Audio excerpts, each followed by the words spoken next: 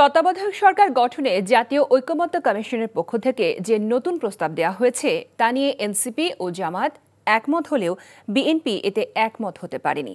আজ দিনভর বৈঠকের পরও এ বিষয়ে রাজনৈতিক দলগুলোর মধ্যে কোনো সমঝোতা হয়নি।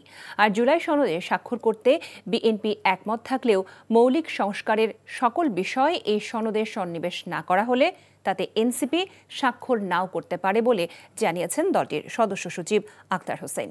দেখুন নজরানা চৌধুরীর রিপোর্ট। তত্ত্বাবধায়ক সরকারের প্রধান নির্বাচনে সংসদ নেতা, বিরোধী দলীয় নেতা, স্পিকার, বিরোধী দল থেকে নির্বাচিত ডেপুটি স্পিকার এবং দ্বিতীয় প্রধান বিরোধী দলের প্রতিনিধির সমন্বয়ে একটি কমিটি গঠনের বিষয়ে সকল রাজনৈতিক দল একমত হয়েছে আগেই। কিন্তু এই কমিটি যদি সিদ্ধান্ত নিতে না পারে সেক্ষেত্রে দুজন বিচারপতিকে অন্তর্ভুক্ত করার নতুন প্রস্তাব দেওয়া হয়েছে জাতীয় ঐকমত্য কমিশনের পক্ষ থেকে।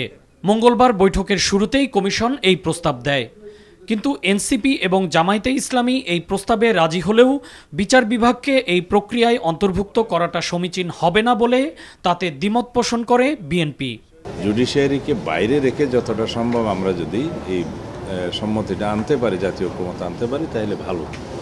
কিন্তু এখানে আলোচনায় এটা এখনো পর্যন্ত ঐকমত্যে পৌঁছানো যায় নাই। আমাদের সেই জায়গাতে দ্বিমত আছে। পুরো হাউসে একমত এক্সেপ্ট বিএনপি। পার্লামেন্টে চলে যায় তাহলে এটা একেবারে অসম্ভব হবে, কারণ পার্লামেন্টে ৩-৪টা দল থাকবে।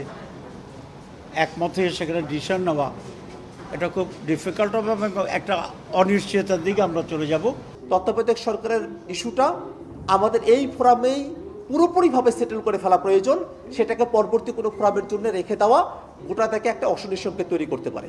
ঐকমত্য কমিশনের ৭০০-র বেশি প্রস্তাবের মধ্যে ৬৫০-র বেশি প্রস্তাবে বিএনপি একমত পোষণ করেছে বলে জানান সালাউদ্দিন আহমেদ। ৩১ জুলাইয়ের মধ্যে জুলাই সনদ স্বাক্ষরের দাবিও জানান তিনি। আর সংস্কার প্রক্রিয়ার মৌলিক সব বিষয় এই সনদে অন্তর্ভুক্ত না করা হলে তাতে এনসিপি স্বাক্ষর নাও করতে পারে বলে জানিয়েছেন দলটির সদস্য সচিব। তারা সনদের মধ্যে কোনটা কোনটা আনবে এটা আমাদেরকে এখনো দেয় নাই। আমার মনে হয় সব কিছু আলোচিত হয়েছে। এখন যে সমস্ত বিষয়গুলোতে ঐকমত্য আসতে পারে নাই সবাই, সেই বিষয়গুলো রিপিটেডলি আলোচনা হচ্ছে। এমন কোনো বিষয় নাই যেটা আলোচিত হয় নাই।